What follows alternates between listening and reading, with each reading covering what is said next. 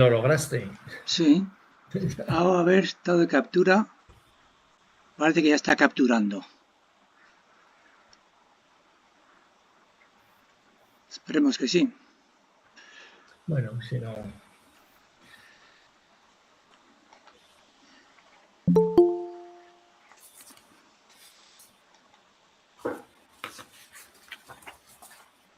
Pues nada. Ya estamos en hora. Sí. Pues nada. Porque Comenzamos la tercera sesión del Club de Lectura Cajigal. ¿No te ha confirmado nadie más? A mí, ¿Alguien más quiere unirse? Sí, perdón. Por eso mira, a ver. Ver. Aquí una llamada. Ver. ¿Alguien quiere unirse? Llama a Casamort. Admitir. Vale, tú admite a todos que puedas. Sí. Llama a Casamort. Hola. Bienvenido.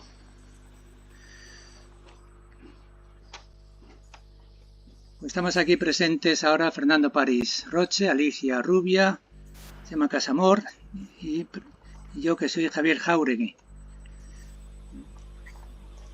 ¿Nos oyes, Jaume? Jaume, ¿nos escuchas? ¿Puedes decir buenas tardes? Jaume Casamort, ¿escuchas? Parece que no nos oyes, Jaume.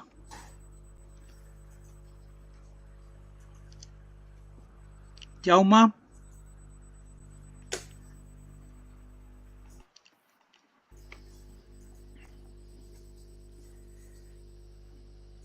A ver.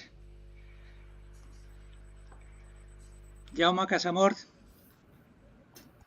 No sé. No, estoy probando, no. Vale, ahora nosotros te oímos.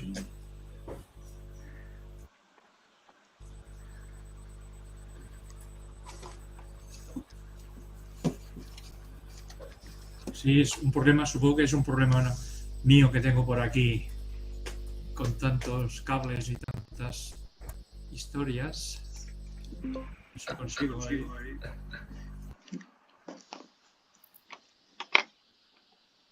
Ya te estamos oyendo, ¿eh? Me parece que sí. Y ahora no. Ahora vuelvo que no. Tienes el micrófono apagado. ¿Ahora? Ahora sí. Ya estamos. Vale, perfecto. Muy bien. Oye, pues... Lo tengo puesto aquí en el oído bueno porque por aquí no oigo nada. Bueno. Muy bien.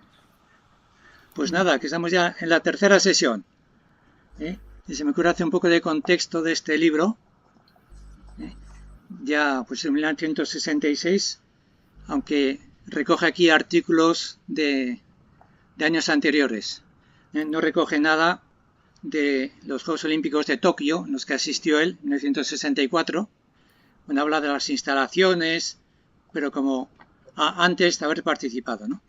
Que sí que había participado en los Juegos Olímpicos de Roma, bueno, sí que había estado también, o visto.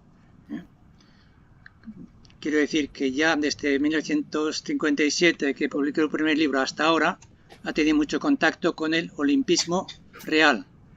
Porque antes tenía mucho contacto a base de libros, pero ahora ya ha estado en la Academia Olímpica en Atenas, con todos los olímpicos, en reuniones, muchos veranos había estado ya en la Academia Olímpica, en el 61, 62, 64. Y bueno, ya había hecho todo el plan de estudios y ya se ve que era dirigido a formar educadores físicos. También un poco con el prejuicio que tenía sobre el deporte, que era muy complicado, bueno, que era otro aspecto de educación física, pero que él se dedicaba a formar educadores físicos, no se dedicaba a formar entrenadores de alto rendimiento. El plan de estudios era más bien de educación física. Y bueno, pues ya iremos viendo casi capítulo a capítulo lo que más nos ha llamado la atención. Yo pienso que el enfoque es que se dedica sobre todo a cuidar a la persona. Se dedicaba a animar a las personas con sacando de lo que tiene cada una, de capacidad de creación, de no confundirse con la masa, que cada uno haga su propio proyecto, que no es responsable, huir del anonimato, sacar a los ciudadanos de ser masa, que sean creativos, ¿no? Y luego animar a los campeones, a los que tienen muchas cualidades, a ponerse al servicio del equipo, en contra del campeonismo, ¿no? O lo que pueden hacer los estados o el mundo del deporte de explotar a los jóvenes de manera que caigan en estrés o caigan en la droga. En Roma ya hubo un caso de doping, de un señor que murió por doping, entonces lo tenía como muy presente, ¿no? Y bien, pues nada, si queréis ir comentando, levantéis la mano, lo presentáis, Fernando, París. Sí, bueno, a mí lo que más me ha llamado la atención del libro, que he leído bastante parte, pero la última parte ya he ido muy corrido, ya la he leído muy en diagonal, como se dice ahora, porque además correspondía a artículos, como se ha comentado, y como él mismo dice, son ensayos que él ha desarrollado a lo largo de unos años. Claro, este libro se hace en el 66, el anterior libro se hace en el 57, han pasado 9 años. En esos 9 años, yo creo que Agigal estuvo, a partir de la ley del 61, en la cual se crea el INEF, estuvo, imagino que desarrollando todo el proyecto del INEF, porque realmente el INEF de Madrid fue claro, para los que lo vivimos allí los primeros años, yo a partir del 7º año, para mí era el lujo del franquismo, es decir, era una cosa increíble desde el punto de vista de los recursos que disponíamos los alumnos, que no se disponía en la universidad.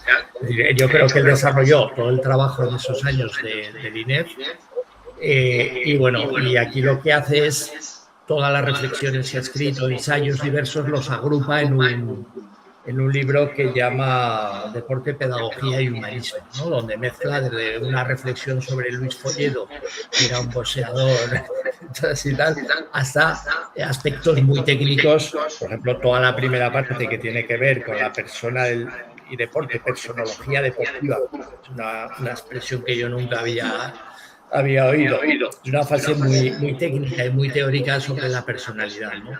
A mí este libro me parece menos atractivo, menos arriesgado, menos novedoso que el escrito en 1957 sobre hombres y deporte. No sé, ahora diríamos ser humano y deporte, ¿no? Pero bueno, entonces se decía hombre y deporte, ¿no?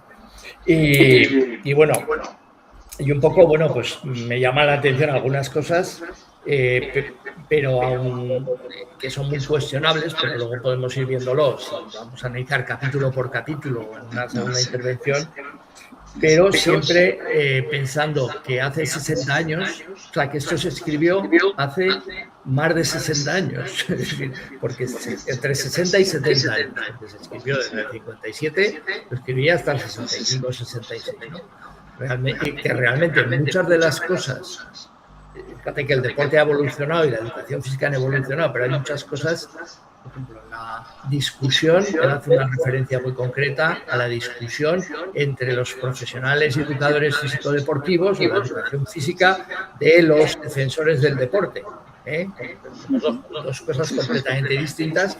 Ojo, que sin embargo él habla de pedagogía, de educación física, de humanismo, de valores morales, de tal, pero luego habla un montón de deporte, de olimpismo, de competición, de deporte espectáculo. Quiero decir, esa propia contradicción ya Cajigal ya la tenía en su propio desarrollo, tanto como persona, como escritor o como intelectual, ¿no? Y es verdad que a muchos de los que pasamos por allí fuimos pensando en el deporte y salimos convencidos de la educación física y a veces diciendo que el deporte es malo. Luego ya, afortunadamente, hemos cambiado y hemos corregido, ¿no? Y yo, por ejemplo, pues me he ganado la vida organizando el deporte, no como educador físico, que solo fui 5 años. Pero bueno, a mí me parece menos atrevido y menos arriesgado y menos novedoso y sorprendente que el escrito en 1957, Y bueno, pero sí también muy rico porque tiene, tiene una variedad de reflexiones y de ensayos sobre temas desde el olimpismo, las diferentes definiciones de deporte, el tema de la psicopedagogía, el tema de la adolescencia, ¿no? La adolescencia es un tema que aparece, que en nuestra época la adolescencia, yo no me acuerdo de haber sido adolescente casi. Y mis hermanos mayores, que a los 14 años se fueron a trabajar a los talleres como mayores, 8 y 10 años mayores que yo, es decir, de los años 40, mis hermanos no tenían adolescencia, entonces no había tiempo de tener adolescencia. Uno pasaba de niño a mayor, adulto rápidamente, ¿no? Pero bueno, luego si queréis hablamos de cosas más concretas, ¿no? Esa es mi reflexión general del libro. Alicia Rubia. Bueno, pues yo me ha pasado un poco como a Fernando, que también la última parte he ido rápida y sí es verdad que lo que me parece que es un leitmotiv constante en todo el discurso es la condición humana de ludus, de juego. Y eso vinculado tanto al deporte en sí como a ese enganche del ser humano con el deporte y utilizado como elemento pedagógico. Además, por una parte el deporte vinculado a la entidad humana y por otro el deporte como hecho social, o sea, diferenciando las dos cosas. Yo luego he seguido viendo porque iba buscando un poco, como en el primero, ¿no? Esas referencias a esos calificativos del deporte espectáculo y del deporte profesional. Y bueno, sigue apareciendo en esta obra como lo califica como deporte no puro, o sea, que eso realmente no es deporte. Y cómo eso es utilizado a nivel mercantil y a nivel político. Y luego, en la última parte sobre el olimpismo, pues claro, yo me pregunto si hubiera podido tener influencia Cajigal en una época posterior vinculado con el olimpismo, si realmente le habrían hecho caso en esas propuestas tan...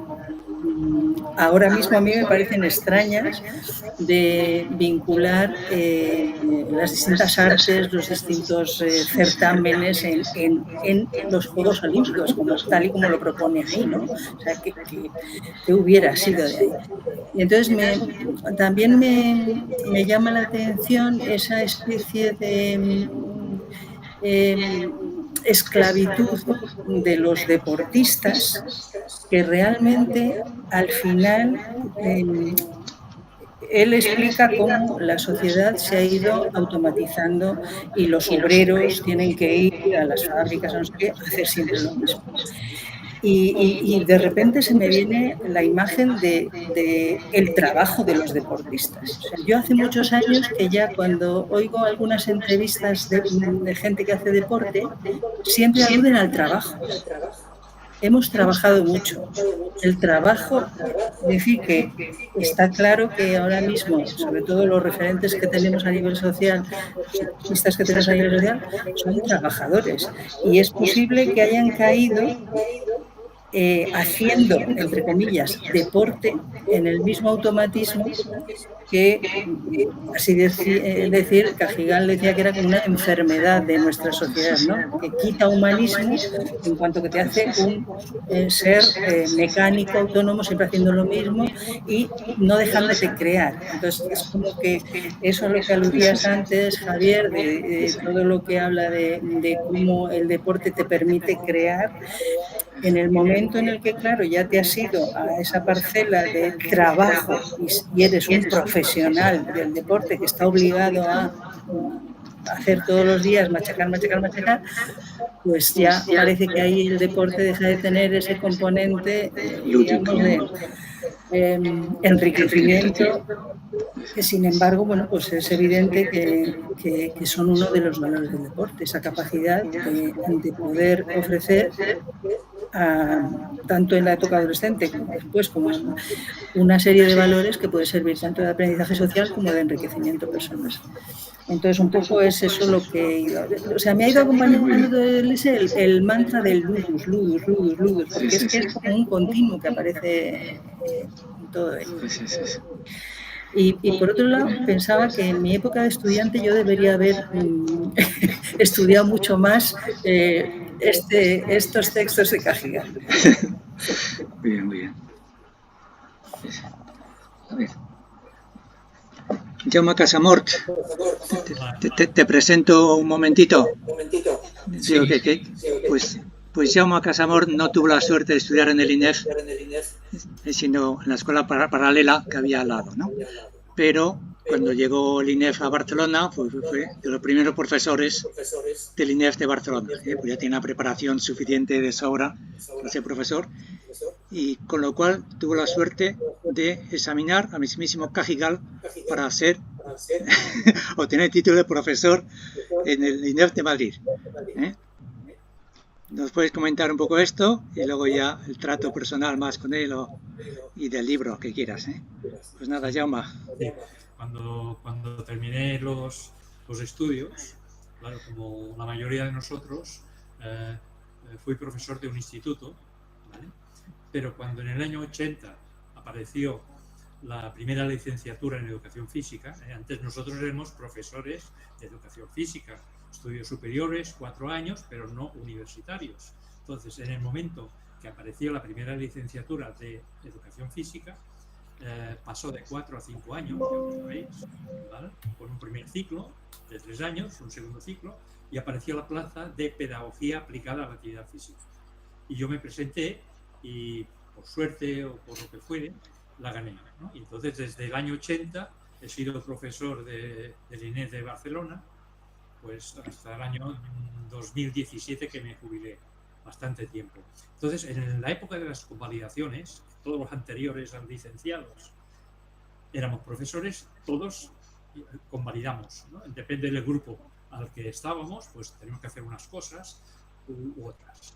Y al INEF de Barcelona vinieron los profesores del INEF de Madrid, los que tenían que convalidar, ¿vale? Los que no tenían quizá el título de profesor, pero tenían otras titulaciones, eran psicólogos, y estos tenían que convalidar. Y para que no convalidaran en el INEF de Madrid, vinieron al INEF de Barcelona. Y asimismo, los profesores del INEF de Barcelona, por ejemplo, recuerdo a Nino Buscató, que era profesor de baloncesto, tuvieron que ir al INEF de Madrid. En aquella época, recordar que solamente había 2 INEF, Madrid y Barcelona. Y que cuando nació el INEF de Barcelona, era un brazo del INEF de Madrid. Es decir, cuando en el año 1976, 10 años después de la creación del INEF de Madrid, el INEF de Barcelona era un brazo de Madrid y venían profesores en avión del INEF de Madrid a dar clases, como Vizcaíno, a descanso, ¿sí? Me enteré que hace poco que nos dejó, y el mismo Cajigal venían a dar psicopedagogía, cuando era todavía no licenciatura. Sí, entonces ellos, luego cuando hubo los traspasos, el INEF de Barcelona se independizó de alguna manera o tuvo una autonomía, y entonces ya tomaron caminos diferentes. Pero hasta el año 83, que no se creó Granada y Lérida, Madrid y Barcelona eran los únicos. La gente, si quería cursar, tenían que ir a Madrid o Barcelona, ¿vale? Es decir, que pasaron muchos alumnos por nuestros. Mi compañera en aquella época de pedagogía era la Benilde, ¿os acordáis de ella? Sí. Buena profesora. Benilde Vázquez. Sí, Benilde. Fuimos los 2 primeros que tuvimos la suerte de ser profesores titulares de pedagogía aplicada a la actividad física. Porque antes era o pedagogía secas o psicopedagogía y no estaba claro. Y mi tesis va por ahí, es decir, el papel de la pedagogía en los estudios, que antes era claro, porque éramos profesores. Y a partir de que empezó la ciencia de la actividad física, se comenzó a diversificar. Que Cajigal ya lo anticipó. Cajigal ya anticipó, ¿vale? Y hablaba sobre todo eso del deporte, que no le gustaba mucho un tipo de deporte. El deporte espectáculo, él consideraba que era o que no poseía demasiados valores pedagógicos. Y él estaba más por el otro tipo de deporte, el deporte praxis, deporte que hace la gente de forma más humana, digamos, ¿no? Y esto es un poco mi trayectoria. Entonces me he unido porque Javier, el otro día, antes de ayer, me dice, tienes que apuntarte. Y digo, bueno, me apuntaré porque me encanta todo ese tema, ¿no? El problema, ¿sabes cuál es? Que he sido un mal alumno, porque el libro no lo tengo aquí. Lo tengo en el pueblo. Cuando terminé el año 17, todos los libros me los traje al pueblo porque en casa no cabían. Y estos, tengo algunos de Cajigal aquí, tengo algunos. Tengo una cosa que mira, os gustará. Ya se lo he enseñado a Javier, mira. Es el acta del Congreso del año 1966, justo antes de la inauguración del primer curso de INEF. El acta. Sí. Mira, una carta que pues mira, lo que pasa es que sale al revés, ¿no? No, sale bien. No, sale bien. Sale bien. Tengo cosas de Cajigal, ahí hizo la presentación, ¿vale? Y está todas las actas, todas las tengo guardadas porque para mi tesis me va muy bien, ¿vale? Y ya está, es eso. No puedo comentar exactamente lo que comentabais vosotros, Alicia y Fernando. Ahora sí que me viene un poco el recuerdo, porque yo de Cajigal me interesó mucho todo, ¿no? Pero en concreto la parte de pedagógica, esta parte de tomar el deporte, ¿vale? Como formación de la persona y aprovechar todos los valores que tiene el deporte, que tiene muchos, ¿vale? Y desde el punto de vista de la pedagogía, del educador, del profesor, utilizar estos valores y sin olvidar los otros que existen, pero explicar que también tiene contravalores y que los alumnos conozcan la realidad total y que luego decidan, ¿no? Que hay muchos a lo mejor que seguirán el camino del alto rendimiento. Eso está ahí, ¿no? Y la idea de Cajigal epistemológica es la que yo más o menos me ha quedado, ¿no? Y para mí ha sido un maestro de los pocos. Tierra Vieja, alguno más de aquella época, Chávez, que corrían por ahí, pero para mí Cajigal el número uno. Y yo lo defenderé a tope. Incluso un compañero mío, un exalumno, Javier Olivera, que fue exalumno mío, hizo la tesis sobre su vida. Javier Olivera, parecido que también nos dejó hace 3 o 4 años. No, más, ¿no? Primeras promociones y un enamorado de Cajigal, una tesis excelente y un artículo que tiene en una revista de sociología que recoge toda la obra de Cajigal y nos explica todas sus publicaciones. Es increíble, ¿no? Yo me apoyo mucho también en esta gente que lo ha trabajado, ¿sabes? Y mira, es decir, perfecto. Además estoy aprendiendo porque me estáis explicando vosotros el libro. Mejor que pero ahora empiezo a recordar cosas y decir, ya está. Bueno. O sea que escucharé mucho. Bueno, o sea que tú fuiste profesor casi 40 y tantos años en el INEF. Sí, muchos años. Desde el principio, desde la primera licenciatura. Porque antes, ya os he contado que antes el profesorado venía de Madrid. Sí, había unos de Barcelona, pero todos dependíamos de Madrid. Era un organismo autónomo administrativo que dependía de la Secretaría del Movimiento todavía, hasta que se disolvió. 79 que desapareció el movimiento. Y luego ya empezó a través del Consejo Superior de Deportes, que es donde se crearon los primeros INEF. O sea, el de Madrid, el de Barcelona, el de Granada, el de León, y luego ya pasaron a la universidad. Y ahora ya son facultades, ¿vale? Incluso Mira, un dato que os voy a dar. Todos los INEF que creó el Consejo Superior de Deportes, todos se han incorporado a la universidad. Todos. Menos el INEF de Barcelona, que tiene una doble dependencia orgánica. Y una parte, el propietario es la Generalitat de Cataluña y la parte académica es la Universidad de Barcelona. Por lo tanto, somos un centro adscrito. ¿Qué comporta esto? Que no somos universidad. Luego no podemos hacer tercer ciclo. el tercer ciclo, ¿vale? Aunque lo organice el INEF, lo matricule el INEF y tal, el tercer ciclo lo organiza la Universidad de Barcelona. Y por eso yo siempre abogaba para pasar a la universidad, como hizo el INEF de Madrid, como hizo todos los INEF, el de León, todos pasaron menos. Pero mientras tanto, mientras no estemos en la universidad, nos faltará algo, alguna cosa. Siempre tendremos que tocar una puerta, toc, toc, toc, toc. Oye, Universidad de Barcelona, ¿podemos hacer este máster? ¿Podemos hacer esto? ¿Sabes? Pero bueno, es lo que hay.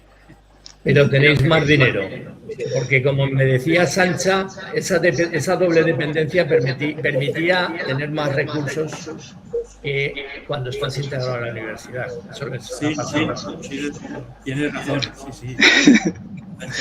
Bueno, del tema del libro, a mí me gustaría comentar uno de los temas que... No sé por qué se oye. Doble. ¿Me oís doble a mí cuando hablo yo? Sí, con un eco. ¿Ahora mejor? No. Ahora mejor. Bueno, uno de los comentarios que ha hecho, que a mí me ha llamado la atención, que ha hecho Alicia, que tiene que ver con... A ver si lo encuentro. Sí.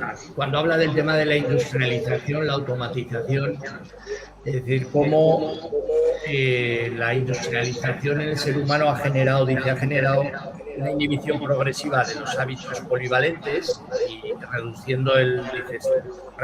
relegando al ser humano a una combinación muy parcial, muy concreta, una tarea muy concreta. Habla del monstruo suprasocial. Esa motivación, esa especialización que la industrialización, la automatización, pues claro, estamos hablando de los primeros 50 años del siglo XX en España, cómo ha ido suprimiendo en puestos de trabajo, en teoría generando más tiempo libre, teoría, y en ese proceso se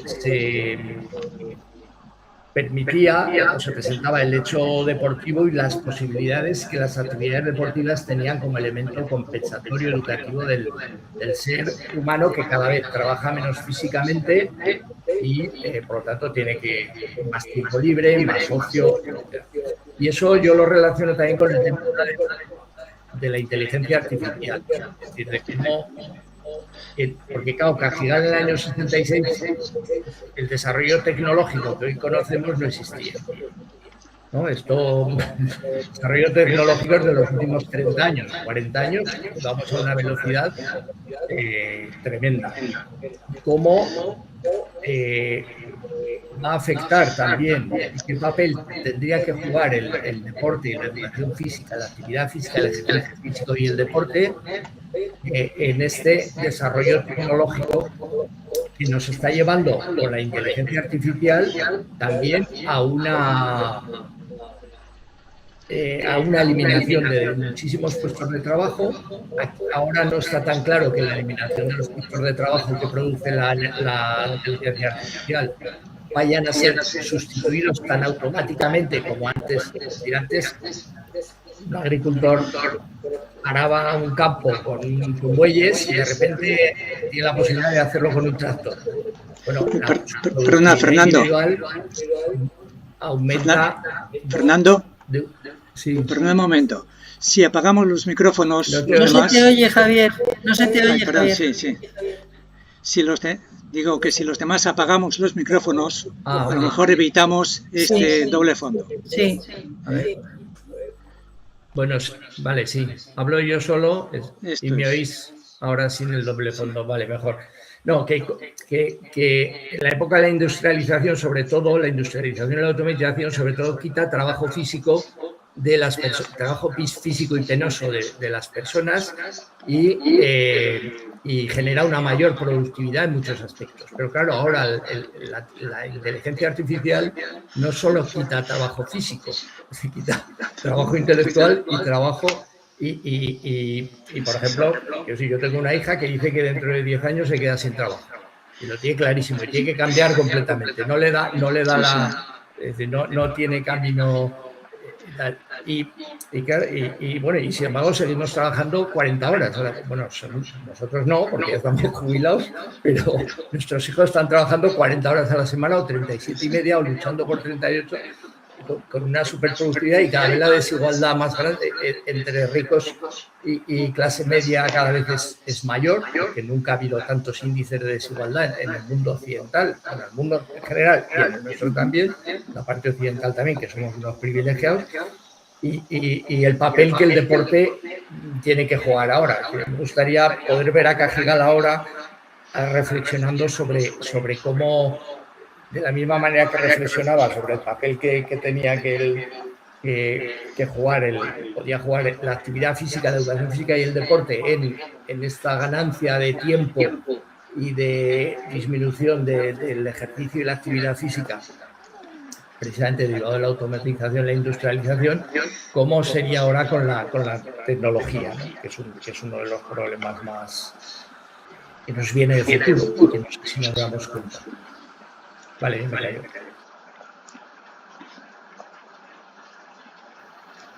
Pues yo en ese sentido lo que creo es que seguiría existiendo esa doble vertiente de deporte como hecho humano ligado intrínsecamente a las capacidades humanas y el deporte como hecho social. Yo creo que no aventuro nada, yo creo que lo dice claramente, ¿no? Porque no se trata tanto de suplir de quemar calorías, por así decirlo.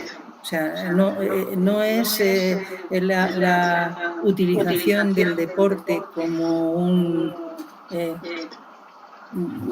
contra el sedentarismo estrictamente, sino como esa posibilidad de, a través del deporte, recuperar algo de la propia esencia humana, que se pierde cuando te conviertes en un robot, en un agente robotizado. Y en ese sentido, claro, con el tema de la inteligencia artificial, pues probablemente pase un poco eso. Yo, fíjate, me preguntaba más cómo relacionaría o cómo abordaría el estudio de las redes sociales, la influencia de las redes sociales en los adolescentes. Cuando hablo de adolescencia en este libro, para mí es como que extiende muchísimo el periodo adolescente, porque nos habla incluso de la llegada a la universidad y sigue considerando a los universitarios adolescentes, ¿no? Pero, claro, yo lo que sí veo es una problemática muy seria actual, ¿no? De pérdida de algo que él dice en una de estas, que lo anoté por ahí, no me acuerdo exactamente en qué punto, creo que es al final: el hombre del futuro es el hombre comunicativo. Es decir, ahora la forma de comunicarse de los adolescentes y de mucha gente ya en distintas edades es muy diferente. Es que ya el tú a tú, nosotros ahora mismo estamos en un tú a tú muy especial,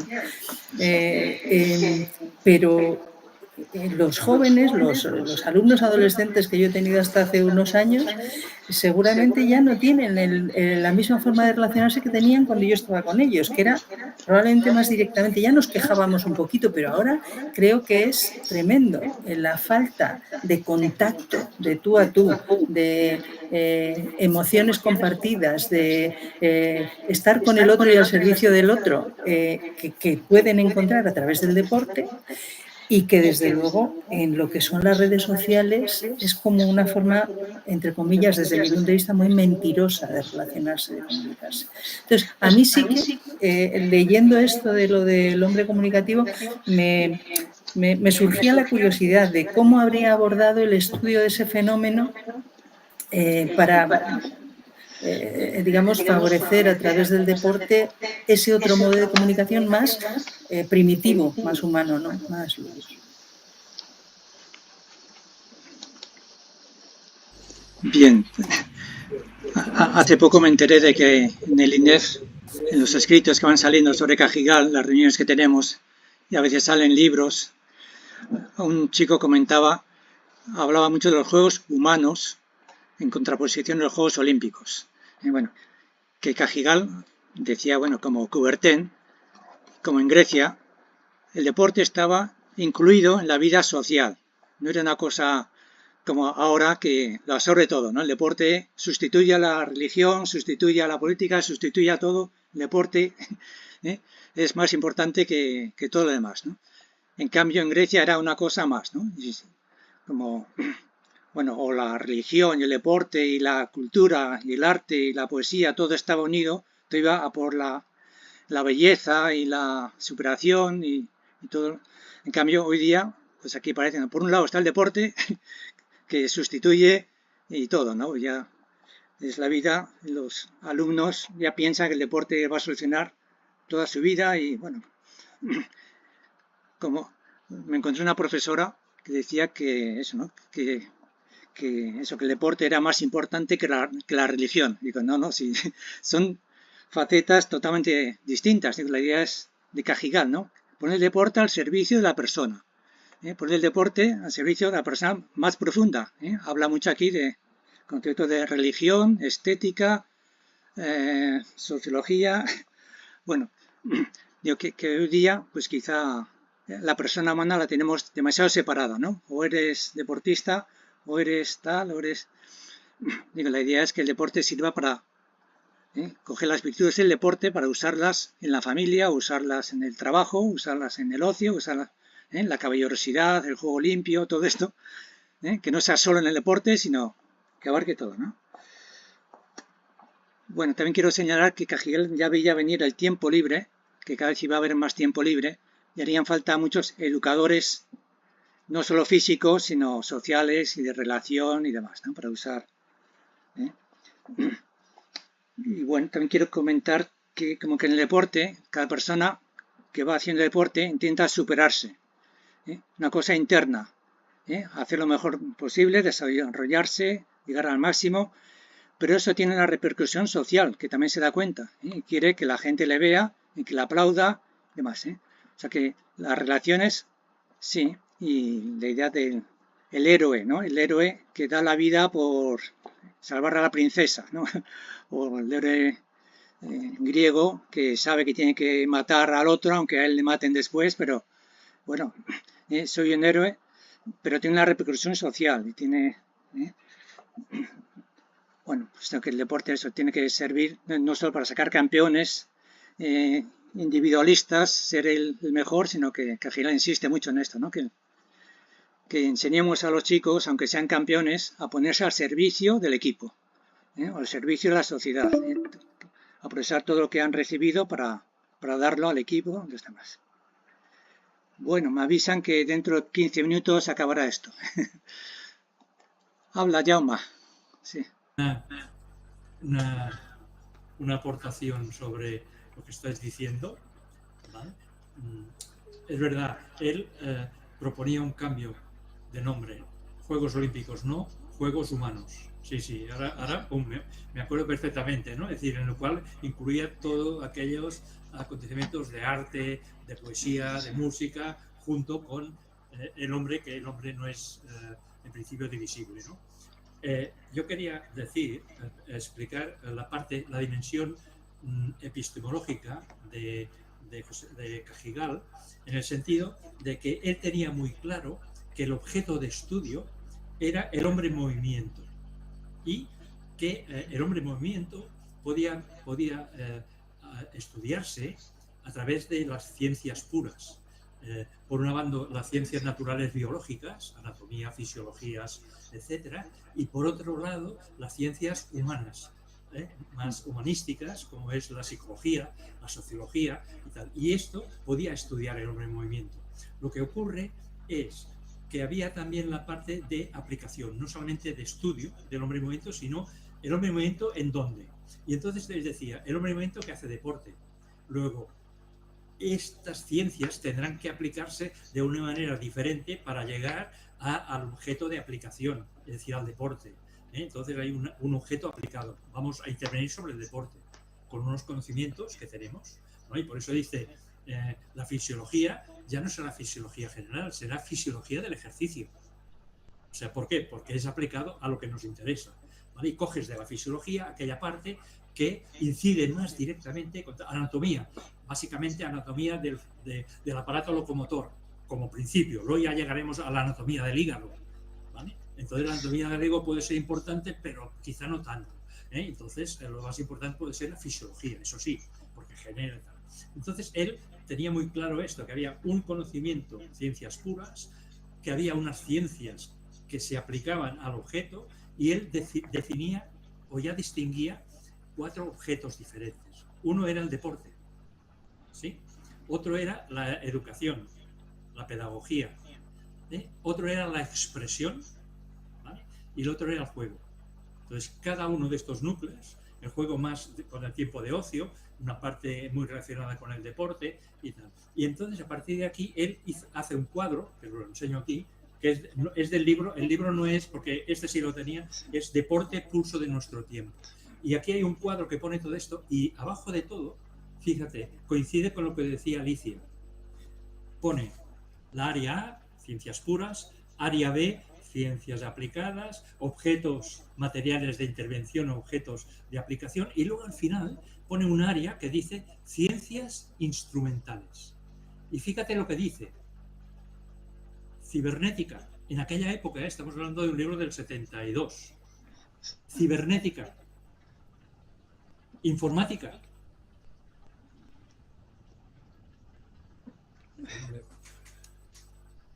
Electrónica. Fotoquímica. Etcétera, etcétera, etcétera. Y en este etcétera estaría, por ejemplo, todo el cambio de la sociedad industrial que ya hemos trascendido para llegar a la sociedad de la información, en el cual lo que es la escuela paralela no hay nadie que la controle, ni el mejor pedagogo del mundo, ¿no? Y entonces quieren poner puertas al campo, pues no, que no utilicen esto, que no utilicen lo otro. Y mi preocupación ahora es, como profesor sería, si es que fuera, es cómo se controla, qué filtros hay para esta escuela paralela que difícilmente es controlable. Se ha disparado, ¿vale? Antes más o menos se controlaba, no había tantas cosas, y la escuela paralela había lo que había, los padres, los amigos y 4 cosas. Que ahora la escuela paralela se come en la escuela formal. Y entonces, Cajigal, todo eso ya... mira, me hubiese gustado que hubiese estado Cajigal ahora en persona para a ver qué nos decía de todo esto. Seguro que sería y daría soluciones que quizás nosotros no somos capaces de ver o de intuir, ¿vale? Eso, nada más, era una idea, ¿no? Ya sabes, yo estoy por la parte pedagógico-epistemológica, es normal, pero todo lo demás me sirve, porque todo lo demás está ahí también. No es que yo me quedo con esto y lo demás y pongo puerta, no. Ya está, no, es lo que quería decir. A ver, yo, por terminar, hablando de los esquemas que ha comentado Yama, una de las cosas que a mí me ha llamado la atención más es recordar que no sé si se verá bien, el esquema, que no sé si lo veis bien o lo veis al revés, pero bueno, sí, el famoso bien. Esquema del juego, deporte, educación física y educación, ¿no? Y cómo... Es decir, que realmente fue es decir, este esquema lo aprendimos en sus clases, o por lo menos y los elementos comunes, como en qué momento el juego también forma parte de la educación física y en fin, todo esto eso me parece muy importante. Luego hay otro aspecto que él habla mucho también, que tiene que ver con los valores, que él es muy consciente de los... El capítulo que llama deporte y moralidad social, que es una palabra, es un concepto también muy, dice, toda acción deportiva es amoral. Depende del contenido espiritual bajo el que esa acción deportiva, es lo mismo que hemos hablado siempre cuando la gente dice, bueno, es que la competición en el deporte es mala. La competición en el deporte no es mala, es decir, nadie... forma parte del juego intentar meter más canastas que el otro, ¿no? Quiero decir, o correr más. El problema no es la competencia o la competición, sino la trascendencia que la sociedad, los padres, los alumnos, los colegios y tal dan al hecho competitivo, los medios de comunicación, ¿no? Pero eso ya.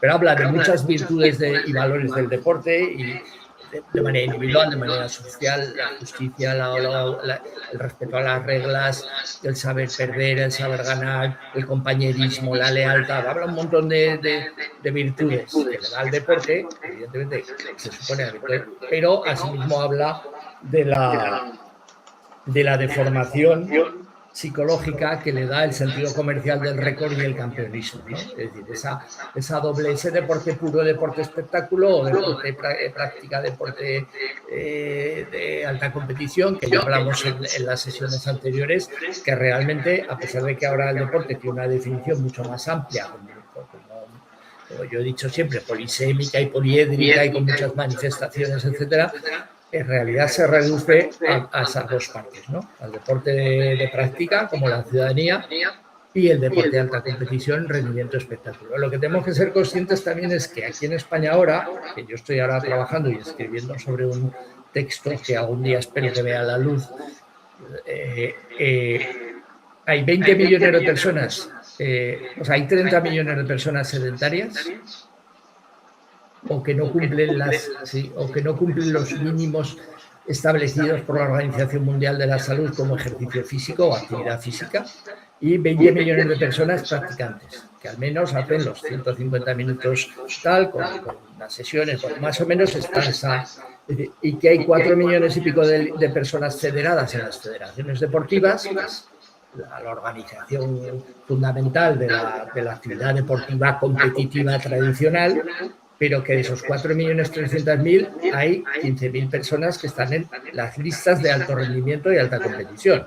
Nosotros 4.250.000 personas que subimos a una montaña, jugamos al hockey de veteranos, o corremos orientación, o nos federamos porque queremos jugar al golf, estamos haciendo deporte puro o deporte práctica o deporte, quiero decir, y que la industria, ahora también se habla mucho desde el punto de vista económico del mundo del deporte, la industria del deporte es más importante económicamente, la industria del deporte, de los 20 millones de personas que hacemos actividad física y deportiva, porque corremos, porque vamos al monte, salimos, vamos a un gimnasio, etcétera, que la liga de fútbol profesional, por mucho que nos diga la liga de fútbol profesional, mueve mucho más dinero, genera mucho más puestos de trabajo y más riqueza, las 20, y no digamos salud, los 20 millones de personas que hacemos deporte, que todo lo que aparece en los medios de comunicación, que nos dejamos llevar por el tema de los medios de comunicación, pero no es lo más importante.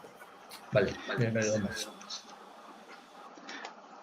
Creo que nos queda poco tiempo, ¿eh? Pues nada, ánimo, Alicia.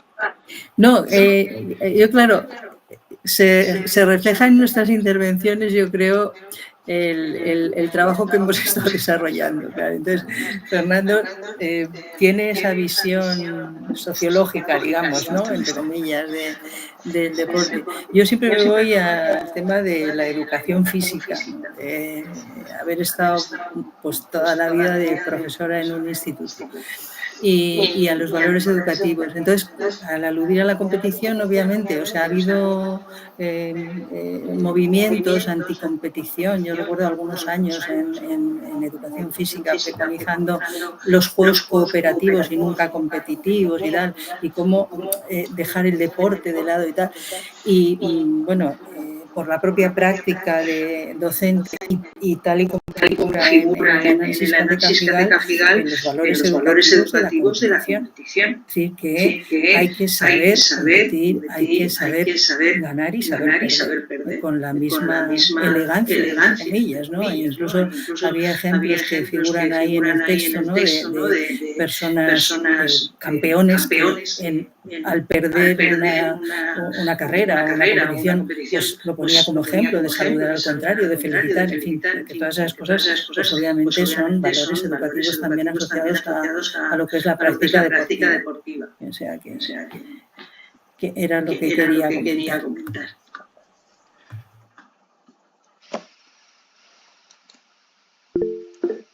Pues nada, Jaume. Sí, una pregunta.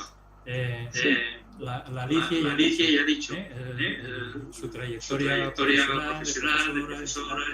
Fernando París, creo que hemos coincidido en alguna reunión En varias reuniones, hemos dicho muchas reuniones, estoy hablando de los años lejanos, que nos reuníamos en León, nos reuníamos en Valencia, nos reuníamos para temas de cómo iría todo el tema de la educación física. Y seguro que lo tengo. Te respondo rápidamente. Yo salí del INEF de Madrid en el 77. Estuve 5 años como docente, 3 años en Salesianos, 2 años en el instituto, cuando todavía no éramos personal varios interdisciplinar. En Zaragoza, todo esto. Todo en Zaragoza. Y luego aprobé oposiciones como técnico deportivo del Ayuntamiento de Zaragoza, cuando el Ayuntamiento de Zaragoza puso en marcha un servicio de deporte. Y ya desde ese momento me he dedicado a la gestión deportiva 40 años prácticamente.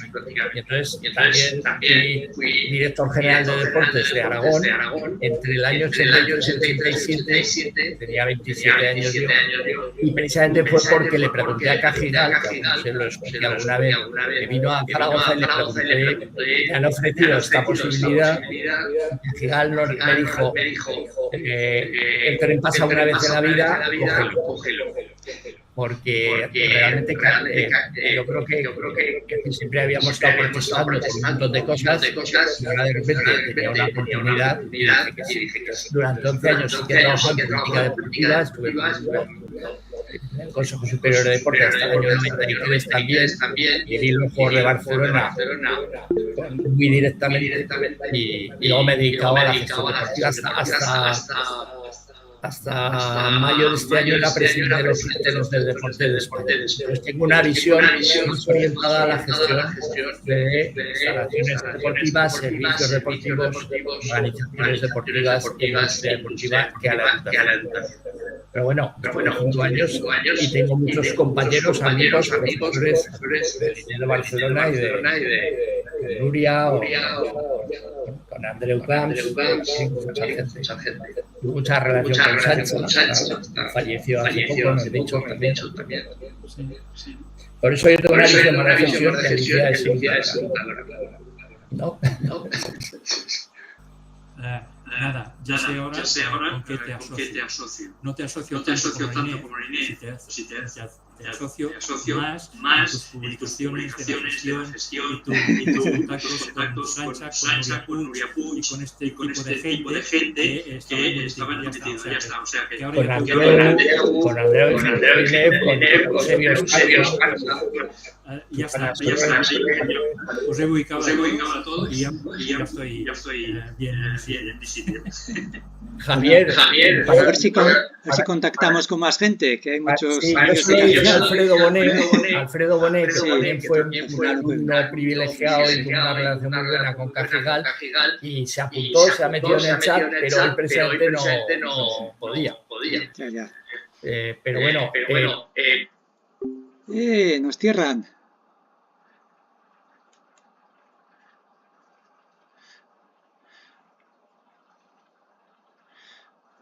De reunión.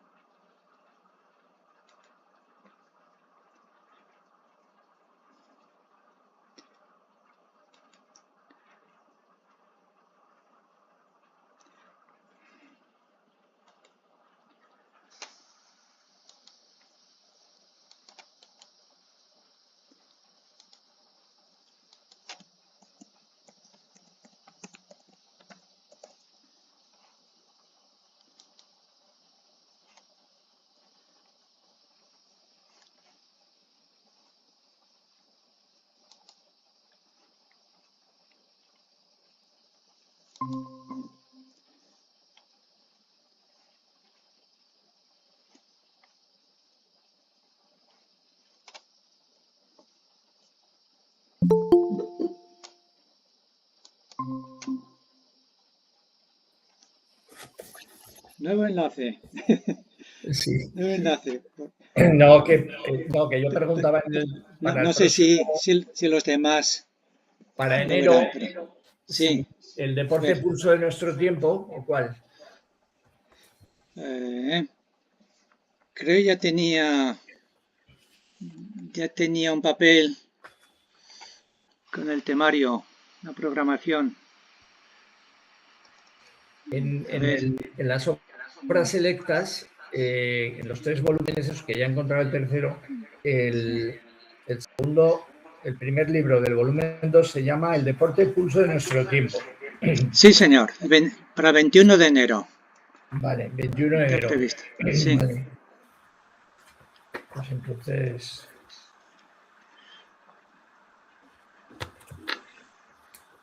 Eso si no se conecta ahora Alicia y... Bueno, lo paso al WhatsApp, ya verán del WhatsApp. Sí, Jaume es un buen fichaje, ¿eh?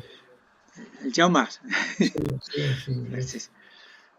Hombre, la ha tenido que vivir, la ha tenido que estudiar. Él habrá estudiado más que ninguno, a Cajigal, seguro. Siendo profesor de pedagogía. Ha sido sucesor de Cajigal en el INEF de Barcelona. Sí. Antes era Cajigal, después quedó él, el profesor.